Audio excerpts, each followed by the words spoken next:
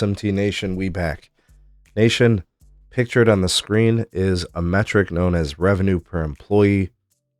I think this is a very telling metric. I think it's going to explain a lot of what we're going to see from AT&T this year, additional things from Verizon and T-Mobile, and I think it explains a lot in this industry and why your bills continue to get tinkered with and having cost increases. Let's talk about it here in today's video. I'll provide a link for the original article where this graph came from. It was actually I think an Ian Morris article. So I'll put a link in the description for that. It'll be in the description. Ways to support us can be found there as well. Please do like and share this video. Subscribe if you're new here. Turn on the bell notifications icon to never miss an upload from the SMT. Excuse me.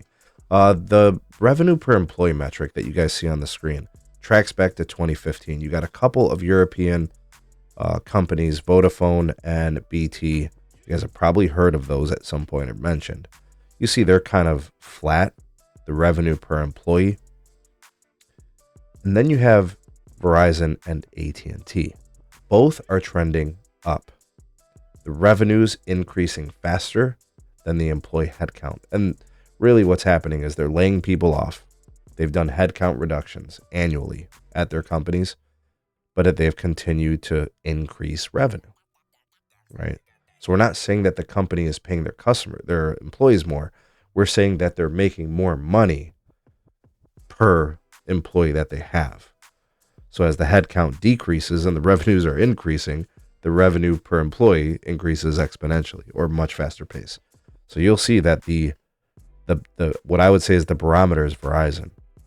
So since 2015, it's been a steady, nice, linear growth where, you know, with the exception of maybe that little pandemic glitch where things flattened out, they've been increasing their revenue per employee. And the way you do that is by generating more revenues, obviously, and keeping your employees, or you lay off your employees at the same time that you're raising revenues. You'll see with AT&T a little bit more sporadic, a little bit more inconsistent, but generally the trend is there as well, right? Increasing the revenue per employee. So I say all that to say this. T-Mobile's been laying off tens of thousands of employees since the Sprint merger. They'll continue to shrink headcount too. They'll push it until something breaks. AT&T is going to lay off tens of thousands of people this year and do the same thing. They did it last year. They'll do it again. Verizon has laid off people regardless of the magnitude, and they're raising the revenues at the same time. Folks, there are these little pesky things called shareholders. They demand revenue growth.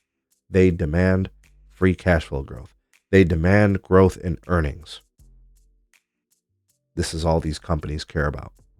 So, in order to meet the needs of the shareholders, CEOs make decisions from the top down.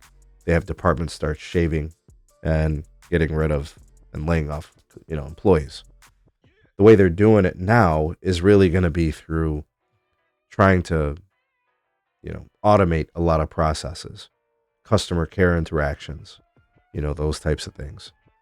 Try to become more efficient with warehousing and space, machine learning with systems that can make them, not require someone to manage all these little processes, right? That they can do completely automated remotely and all those types of things. That's where a lot of these employee headcounts are probably going. And they've done also, is evaluate the retail space, how many retail associates you need, sales agents, that sort of thing. And I'm not sure how much is left to shave off. I think AT&T could probably really cut off some heads for a while, and they'll probably explore that all the time. But Verizon seems to be humming along with their count, and that sort of thing. I'm not sure about T-Mobile. Things seem to have been pretty steady lately. It was bad for a while, but that's kind of the trajectory of the way things are going. And that's kind of the reason why you're seeing what you're seeing. And any discussion about AI and those types of things, that's going to be part of this calculus too. Anyways, tell me what you guys think about the trend. Tell me what you think about the reasons for kind of the trajectory of what you see on the screen. I'd be interested to see if you guys have any additional insights or comments on this. Go ahead and hit me with them. In the comment section below, you are the voice of the people, the SMT Nation. Let your voice be heard.